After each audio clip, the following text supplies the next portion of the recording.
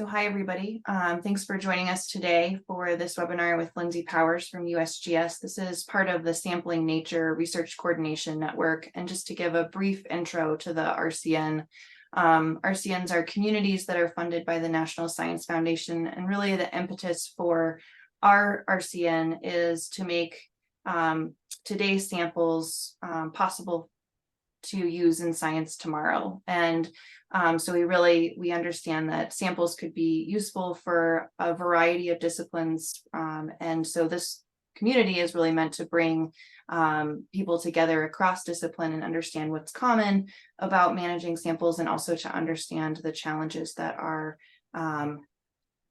part of curating samples across domains. So we bring together a variety of different communities. Anthropology, archaeology, biology, and geology are the primary ones that we work with. And together, as I mentioned, we are working on bringing these samples and the metadata that is required for them together into a more coherent kind of metadata dialect. And so that happens in two ways. There's a companion project, iSamples, which is the technical infrastructure, and then the Sampling Nature community is the community that uses iSamples, contributes and gives feedback to iSamples. And these two parts go hand in hand.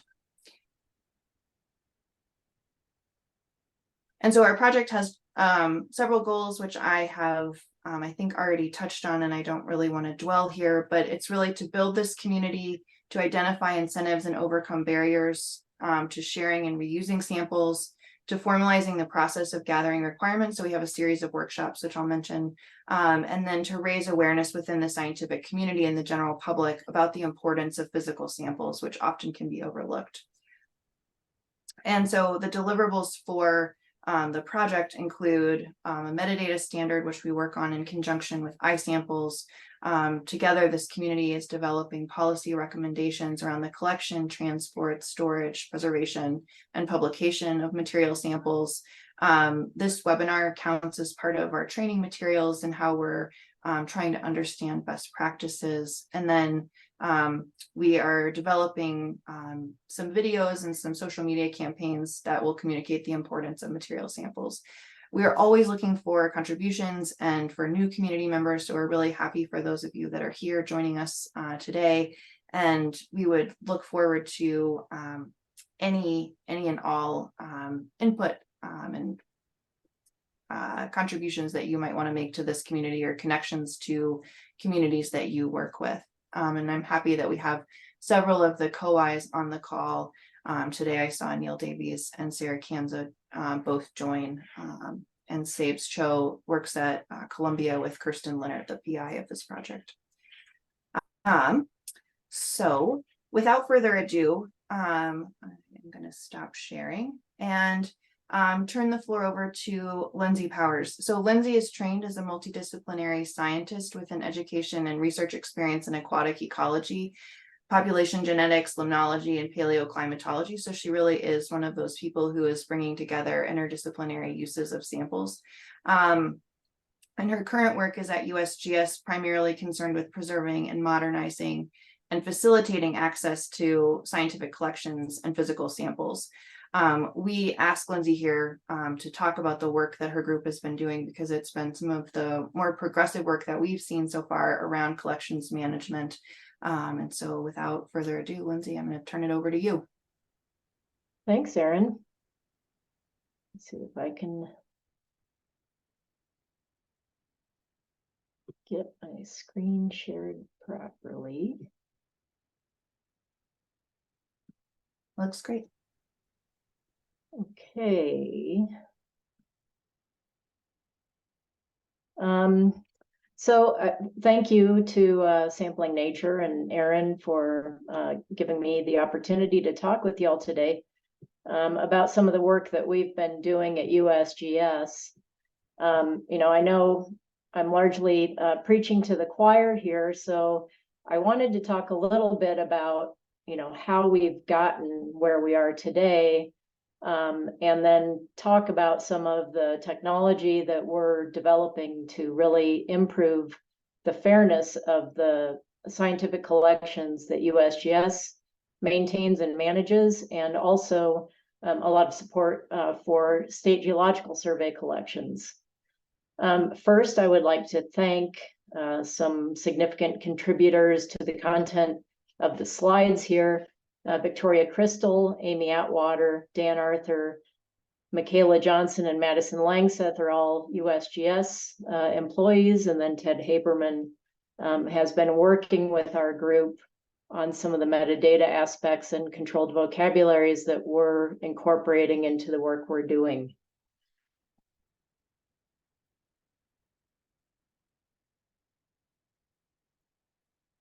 So just to start off and give you a little context, I'm a program coordinator. I wear a lot of hats at USGS. So my primary hat is really as the program coordinator for the National Geological and Geophysical Data Preservation Program. And this is a national congressionally funded program that was established in 2005 under the Energy Policy Act. And the program is directed to archive geological, geophysical, engineering type data, maps, well logs, and samples, and any other kind of related items that can kind of continue to contribute to geological research. And then we also are on the hook to provide a national catalog of these materials. So the projects that we fund for preservation of these things need to be publicly discoverable and accessible. And then we provide technical and financial assistance to archive these materials and make them publicly available. And we do that through grants to state geological surveys. And then we fund projects within the Department of the Interior to do this kind of work as well. And recently, as part of the bipartisan infrastructure law, we've added a more specific target, which is really the preservation of samples that can help track geochemical signatures for critical minerals. And that's just, it's something we've always been doing, but now it's called out in our authorization language. And so this program really, our vision is to create, a world where all domain physical samples and geological resources are discoverable, accessible, and reusable. And at USGS, that's a pretty big challenge. We're an agency that has been in existence for well over 100 years. And, we have operated with independent scientists in kind of an academic type environment. But at the same time, we've been using US taxpayer dollars to do this research for 150 plus years. And we have a responsibility to the taxpayers to really do a good job of maintaining the samples that we collect and making them reusable. So this is just kind of a graphical illustration of, I'm sure, something that's not very unfamiliar to many of you. On the left, samples just get shoved in drawers or closets. They're not very well labeled necessarily. We may not have all the information that's necessary to make them reusable. And we're really investing in trying to make these physical samples reusable and also discoverable and interoperable. So in order to do this, back in 2019, we published a policy for USGS. This was really the first policy that USGS had about how we should be managing our scientific working collections. And within USGS, we're really focused on working collections. We don't have a museum mandate. Our museum relationship is with the Smithsonian. So, and from our perspective, we should be keeping things as long as they're useful to the scientific mission of USGS.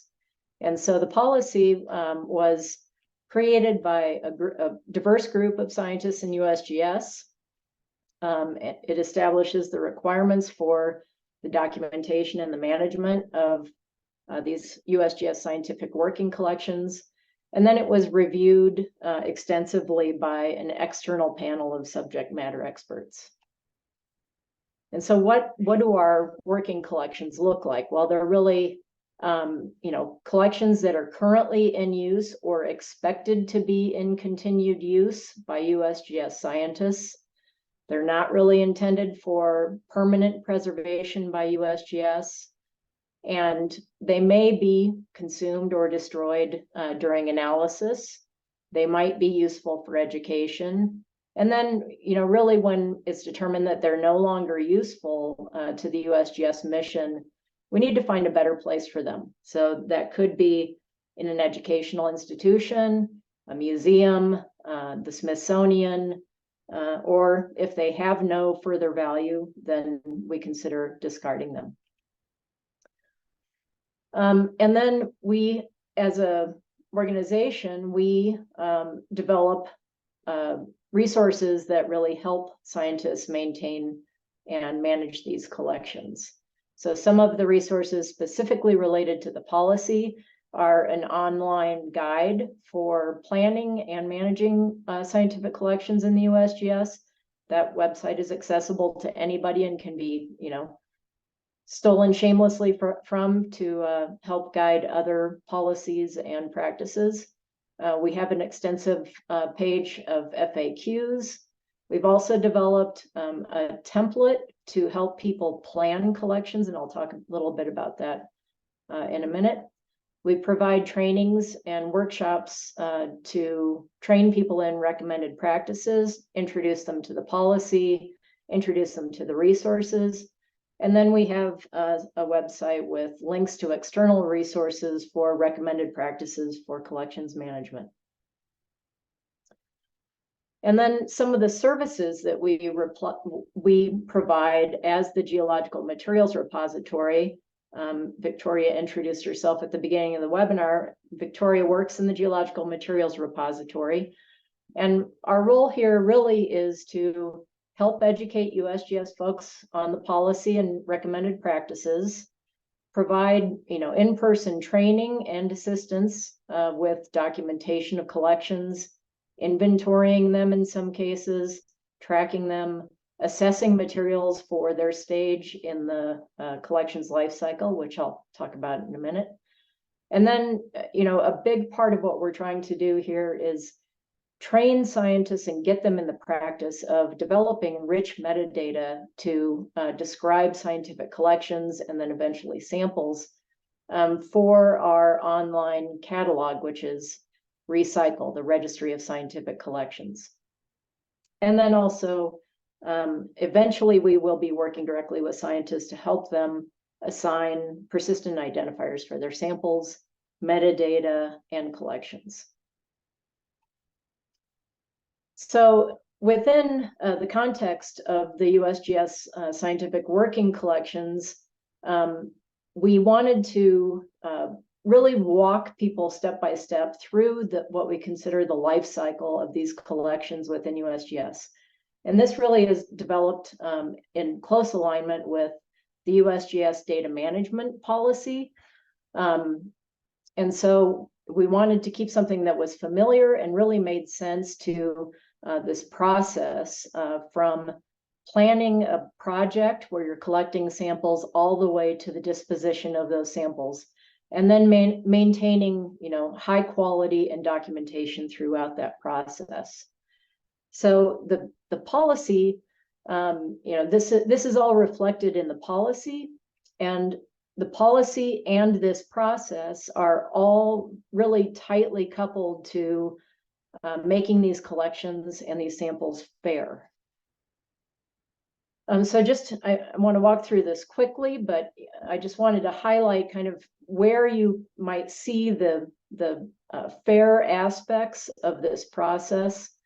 So we now, as part of the policy, require scientists to develop a collection plan. We want to know why they're collecting these samples, if they're really thinking about what's going to happen with the samples once their initial intended project is done. We want them to be thinking about permitting and whether or not they need to be reaching out to federal land management agencies or tribes or wherever they might be collecting. We want them to be thinking about hazards and then also thinking about how those samples are going to be maintained and paid for, honestly. It's something that people don't think about. They think about the initial collection, but not really what it's going to cost to keep those samples around if they're going to be used in the future. Acquiring the samples. So here's where we start thinking really about the documentation aspects for the metadata. At this point, we want people to be assigning unique identifiers for their samples, and then also for the collection as a whole. And then again, the permitting aspect is important here. In terms of using and conducting the research, it's an important aspect of the metadata for reuse, for people to understand how these samples might have been treated, how they've been stored. We want people to be thinking about this in the process so that it can be documented, and the opportunity for people to reuse the samples is much better if this information is readily available in the metadata. We use a 5-point evaluation process when we're thinking about what should happen with a collection, either a legacy collection that may have been around USGS for many years, possibly decades, as well as a new collection. So we want people to go through this evaluation process to determine whether or not these collections are something we should be holding on to, or whether or not there's a better home for them. And so this 5-point, and there's actually 6, but we use the kind of 5-point process to determine the next steps for the disposition of the collection. So we really want to know, can we uniquely identify the samples? Do they have IDs, or can IDs be assigned? Where do the samples come from? For geological samples, this is essential information. If we don't have locality information, the samples usually don't have very much value. We want to know who collected the samples. That may be a little less important, but it's still important because it provides context. We want to know when the samples were collected, and then how they were collected, managed, stored, processed. And ideally, we would like to know why these samples were collected so that we know what the original intended purpose was, which might tell us something about how those samples can be used in the future. If we don't have all of this information, then we have to make some hard decisions about whether or not we should be keeping these collections in USGS or whether we might want to send them somewhere else. So if we have all this information, we make a determination about whether or not they're going to be retained by USGS for ongoing work as a working collection, or whether they should go or at least be offered to the Smithsonian National Museum of Natural History. They have the first right of refusal for USGS scientific collections. If they aren't interested in them, then it's on us to find another home for them if if it's a collection that really still has value for research. If it isn't a collection that still has value for research, it might go to an educational institution, or it might just be given to an organization for outreach purposes, or it could be thrown away. So sorry, I talked about this pretty much already, but we also, the last option is that if this collection is of really high historical value to the USGS, it has some kind of iconic value, we might consider accessioning it as USGS museum property. We really don't do that very often with scientific collections because it's really not our legislated mandate, but there have been rare occasions where that has happened. So I mentioned that we want to assign unique identifiers for collections and samples. And currently we're in the process, we are able to issue DOIs currently and other types of identifiers, but we are completely revamping our identifier service into what will be called the USGS AIS, the Asset Identifier Service. And this will be a kind of a one-stop shop for getting unique identifiers that are relevant for the type of resource that you're wanting to identify. So this tool will provide IGSNs for samples. It will provide DOIs for collections, publications, data sets, etc. And then we use a persistent identifier internal for metadata, some images, and some models. So we have been working on this national catalog that I mentioned earlier.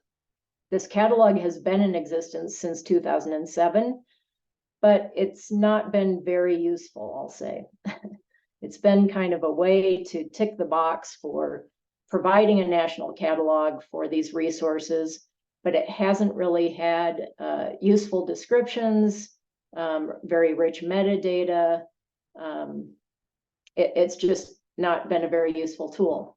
So we've been, since early 2020, really working on trying to improve this tool. And in 2020, we held a workshop.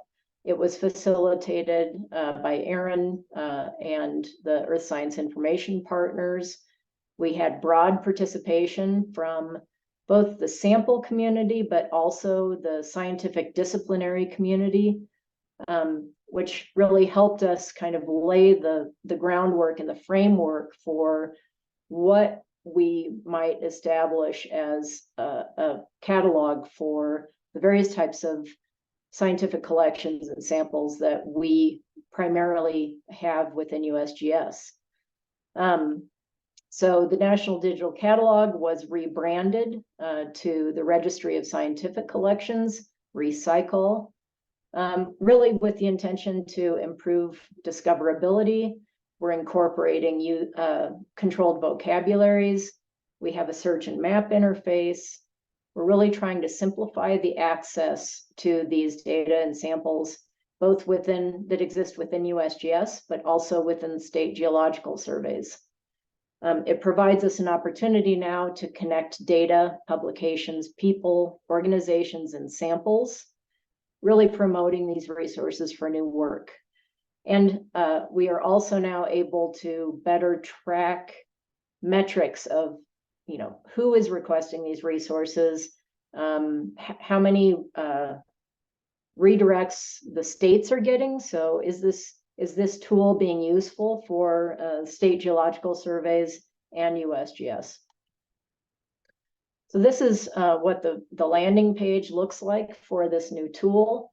As I mentioned, it has a mapping and a search functionality. It uses Elasticsearch, and there is an API that speaks to the Mongo database on which the collections and individual items are stored. The information about them is stored, I should say. This is purely a metadata catalog. It lists all the collections. They're organized by the owners of the collections. There's extensive user management. You can upload information both at the collection level and at the individual items within a collection. And then we have a lot of documentation to guide you through the process of using the tool. Here's what the next level looks like if you're looking to add a new collection or edit an existing collection. That function is still in progress. It should be functional in the next few weeks, I hope. And then we have a process currently to upload individual items into a collection. And that's currently done by upload of a CSV file. And the way that we interact with ReSciColl from a metadata creation standpoint is through this suite of tools called the MD Toolkit, the Metadata Toolkit. This was a community-driven open source suite of applications for authoring FAIR compliant metadata that was developed by the Alaska Data Integration Working Group, which is a collaboration between folks from USGS and US Fish and Wildlife Service. Again, this tool is open source. It has a nice user interface that I'll show you in a minute. And it's browser-based, so you can work on your records in your browser. They store locally on your machine until you actually push them to be published, in our case, into Sciencebase, which is the USGS major scientific repository. And then one thing that was really attractive to us about using this particular tool as opposed to developing a new interface for ReSciColl was that it really is designed to allow customizable views and forms, adding a ability to add profiles that are specific for communities or disciplines and extensions to those profiles. So this is what this is kind of the comparison of what used to be available within the National Digital Catalog. So that's captured in blue. That was the extent of the required metadata to add a collection to the National Digital Catalog. And now we've really expanded into all of these white boxes. These really represent the required information now. Some of it's recommended as well, depending on the type of in the profile, but we've got a lot more ability to have much richer metadata based on all of these new attributes that can be populated within the tool. So this is just an example of what the tool looks like. And we have established some profiles that are specific to the data preservation program. And they describe, they have the kind of the core base metadata requirements, and then they describe geological resources, biological resources, well, invertebrates, vertebrates, and images. And so the idea here is that we can incorporate controlled vocabularies. I think I have, yeah. We can incorporate controlled vocabularies into the profiles that are specific to the types of resources that people might be documenting within mdEditor. So currently we have several controlled vocabularies that are within Sciencebase itself, but we can also have the capability to link to external vocabularies that are maintained by scientific communities outside, as long as they're in a. We want to be sure that these are in a stable environment so that our links aren't going to break regularly, or we can suck them into our own repositories, and so that we can have links internally that we can be maintaining and watching carefully. And incorporated in all of this is the ability for us to really be using identifiers to connect, samples to organizations, people, data sets, publications, etc., by having an opportunity within mdEditor to document all of these different types of identifiers and resources. So here's just a screenshot of the identifier kind of selection. Currently, there's an opportunity to use 14 different types of identifiers within mdEditor. It doesn't yet include IGSN, as you can see here, but that will be added as soon as the AIS functionality is up. And our intention really is to be able to connect mdEditor and ReSciColl to the AIS tool for seamless assignment of DOIs and IGSNs. And the continuation of this work is to really try to expand it to meet the needs of the scientific communities that will be using the tool. So really we see the opportunity for doing that through the addition of controlled vocabularies and thesauri to continue to describe these collections in better and richer ways.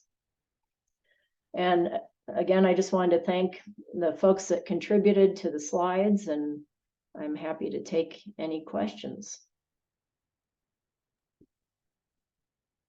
Awesome. Thanks, Lindsay. That was a great talk. So we do have time for questions.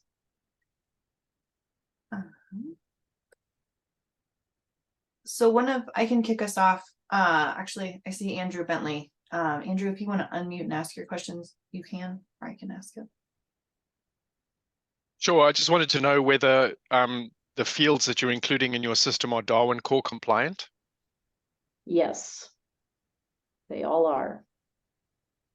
So in the original workshop where we were kind of developing the required metadata, we spent a lot of time mapping across both community conventions and also standards.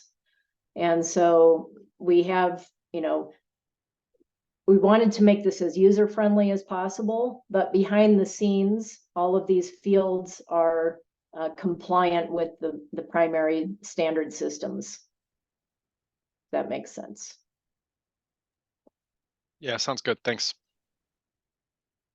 One other tool that is available in the toolkit is that I didn't touch on today is an MD translator.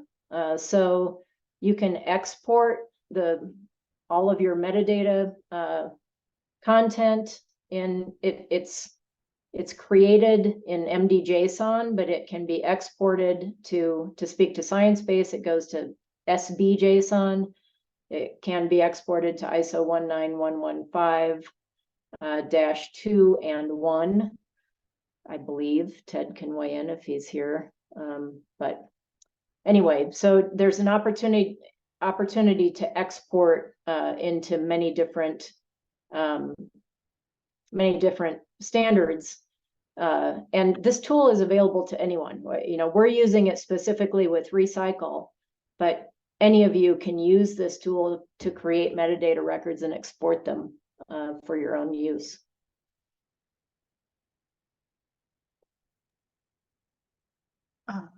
That's interesting that the tool, I didn't appreciate that anybody could use it.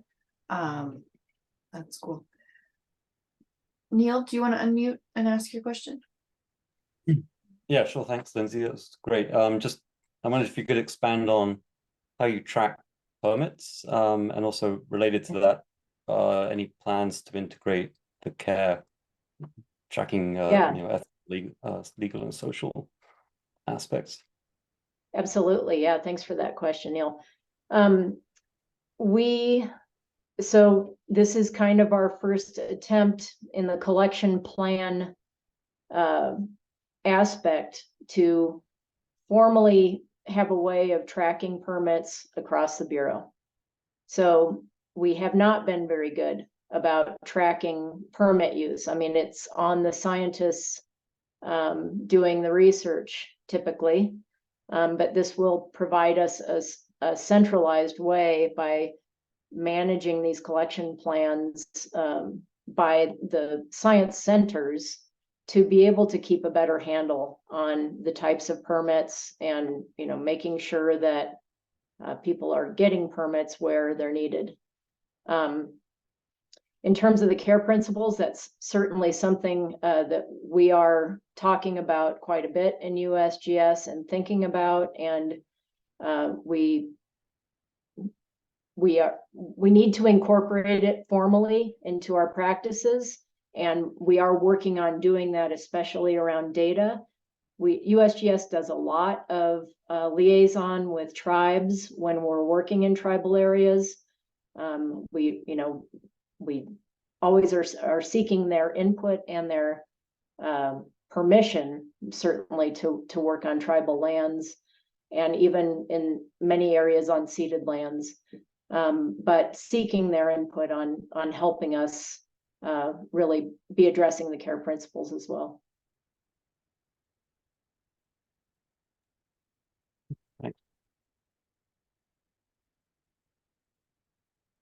Other questions for Lindsay? Yeah, I've got a question about some of the sort of controlled vocabularies, I guess, around this. So the kinds of samples that we're collecting at our institute are perhaps slightly different from yours. We're collecting soils, water, plant material, etc., rather than deeper in the ground. But one of the data site fields is subject, for you to describe the type of sample. And we've got a free text field that people can put something in, but I'm a bit concerned that what one person will call something be very different from somebody else's. And I haven't really identified any great sort of controlled vocabularies for describing the types of samples. So we use ontologies for other things, but I was just wondering whether you or anybody else on the call had kind of started using controlled vocabularies to describe these types of samples that are similar to ours. Yeah, I mean, that is the question of the hour. And that's kind of where we are right now, is taking that next step into the more discipline-specific types of controlled vocabularies to describe the specifics of sample types. Currently, I would say, we have a couple of controlled vocabularies or thesauri within USGS that we're heavily relying on at this stage in the development of the tool. And that's the GCMD keywords and the USGS thesaurus. Okay. And I believe both of those are accessible through an API. Have a look. Thank you. Mm-hmm. And then a second question is, in terms of the sample locations and things, and you're saying about often sampling on tribal lands, etc. We don't have that, but we do have sometimes sampling on farmers' land. And some are quite happy to have those locations shared with others. Others might not want to. And so, if in some cases we anonymize all data and therefore have to take out some of that really specific things. And I was just wondering whether there's any way of storing that really specific data within there, but kind of making that private, but still making the rest of the metadata public, or whether you're having to store that information somewhere completely different. I'm not positive, but I'm pretty sure we would have to store that information somewhere else. Yeah. Okay. Yeah, I mean, we're trying to leave the flexibility here we want people to register their collections here, but they may not be at a point where they're able or willing to make them fully accessible to other users. Mm-hmm. So we are allowing for kind of, a proprietary hold or access. You can identify access and use aspects in the mdEditor profiles. Mm-hmm. Okay. Thank you very much. Yeah, thank you.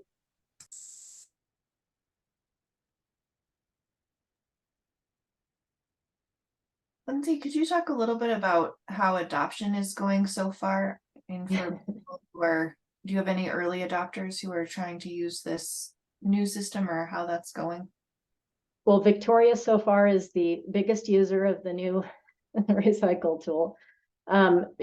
Really, the tool's been functional almost just for a couple of weeks. So It is a requirement that the state geological surveys use the tool to register their collections. And one advantage we have there is that we can fund them from the data preservation program to do that, to help populate the tool or the catalog.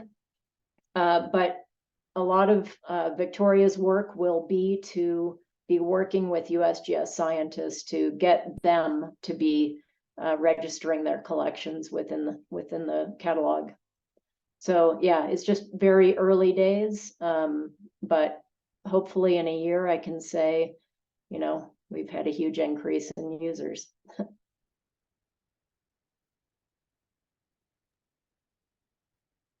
Thanks.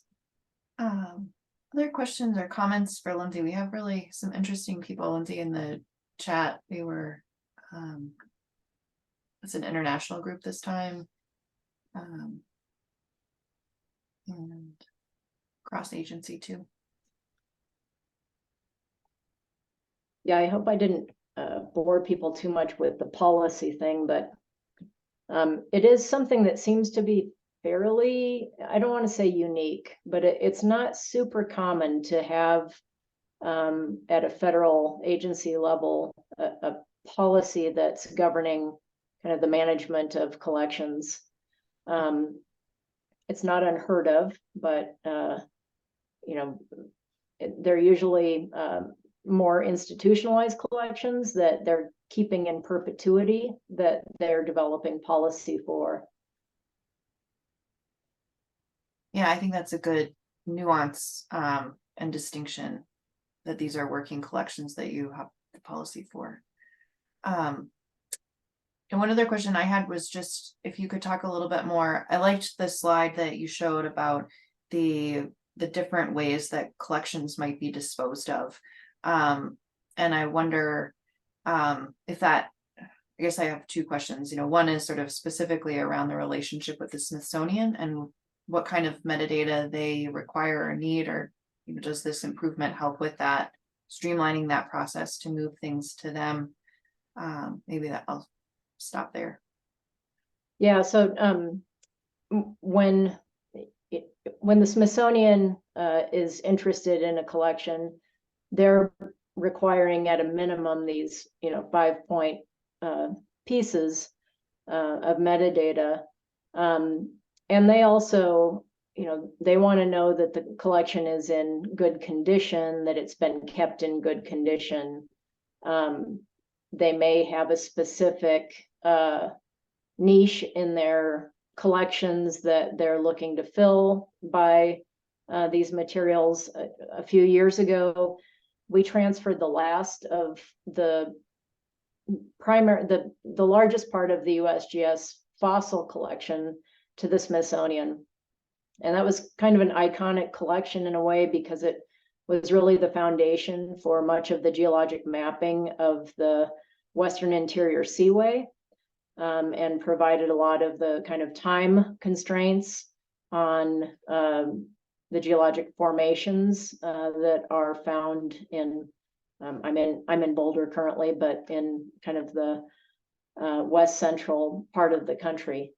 And there were many, I mean, it spanned the careers of many USGS paleontologists in that collection. And the USGS has always had a very tight relationship through paleontology with the Smithsonian. We had for many years, the paleontology department was actually embedded in the Smithsonian Museum in DC. So it was very logical that that collection would go there and be housed, you know, alongside other USGS collections. Nice, thanks. That nuance about the status or the state of the collection, I think, is one that I haven't heard raised, but is a good one for us to keep in mind. Adam, I see your hand. Hi. So I work at the Smithsonian. I'm a data manager in the Mineral Sciences department. So I just wanted to chime in to say that the USGS data tends to be pretty good. Like, it's nice and complete, and they often have really good data. But we did talk about permits earlier, and like that tends to be a pretty serious holdup for us. in part because the way the National Park Service, which is where a lot of USGS samples are collected, handles its collections. It just means if we don't have the permits, it's kind of a pain. It just makes it harder to deal with historical collections. Yeah.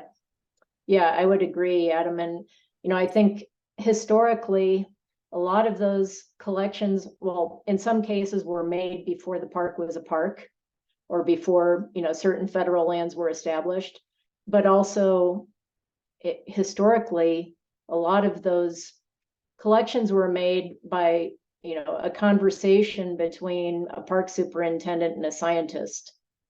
And things just weren't historically always well documented.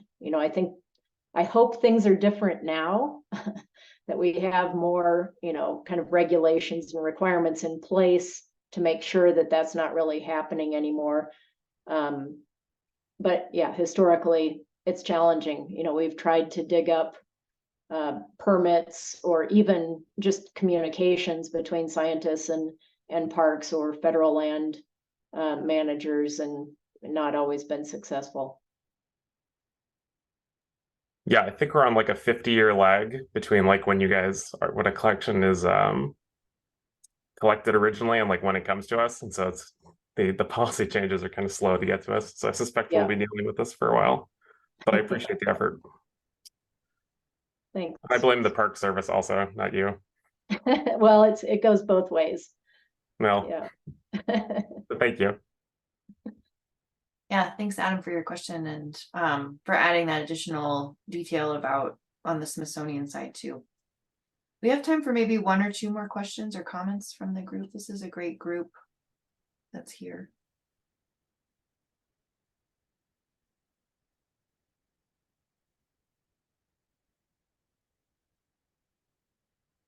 So Lindsay, I have maybe one more sort of idea. I mean, as you were talking, it really struck me the parallels between ReSciColl and iSamples, and kind of the goals for both are pretty similar, and the way, the use of identifiers and connections is pretty similar. And so I wondered about the possibility of harvesting ReSciColl or making the connection between iSamples and ReSciColl, if that was something that would be possible or of interest, or Yes.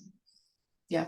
It would from our side. I mean, our intention is to be able to feed up to GBIF once things are in place and the development is a little further along, so that, I mean, they manage the global registry of scientific collections now. So being able to feed up to them and to anyone else who wants to harvest, this publicly accessible information. I would comment on one thing, Erin, that since you brought up the iSamples, because of course, I think iSamples is fantastic, and I wish we could have just taken iSamples and implemented it within USGS. But the mdEditor tool, that is an open source collaborative tool. I would say one challenge that we have there is that when you're relying and dependent upon an open source tool that you maybe don't have control over, you can have more problems with updates or getting functionality changes. And I mean, I'm committed to supporting the open source effort. I think it's fantastic. But it's just something, if others are thinking about doing this, it's something to consider. I don't like the idea of, agencies or organizations always having to do their own thing and start from scratch. It's not my preferred way. But given the constraints that we have as a federal agency, sometimes we're kind of forced to do that. And I'm really happy that we can have mdEditor as this open source tool front end to really help us achieve more and do it collaboratively. But I just wanted to mention that, that has its pluses and minuses sometimes. And, you just need to be able to set the expectations with your users that sometimes things aren't going to be instantaneous. Yeah, that's a great point.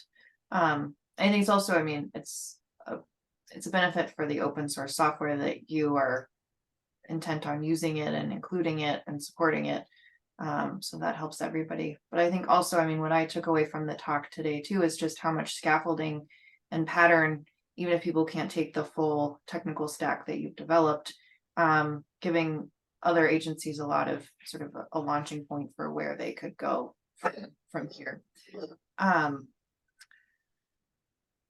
Great.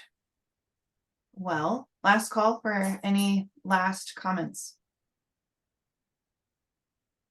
I think this was super, Lindsay. Thank you so much. So with that, I will share my screen one more time and remind you that we have other ways to get involved in upcoming. We'll have our next webinar will be in November with Sarah Kanza on their experience with open context and digitizing metadata in the field. We're still working on the specifics of that, Sarah. If you want to augment that on the fly, you're welcome to. If I'm getting that a little bit wrong, but we're continuing to evolve the Sampling Nature website, and we'll continue to add additional information in the recording from this call. And then our third Sampling Nature workshop is going to be at NYU December 6th and 7th. And the theme is on samples with consequences. So thinking about the downstream effects. And I think Lindsay's talk really is giving me some things to think about in terms of that workshop theme as well. And then we have a couple of places online for presence, LinkedIn, and we have a Slack workspace. And as always, if you have ideas or want to get in touch, you can reach out to me or anybody, any of the PI or co-Is on the team as well. And our contact is on the website. So with that, I will stop sharing and stop recording. And thank you all so much for being here. Thanks, everybody, and thanks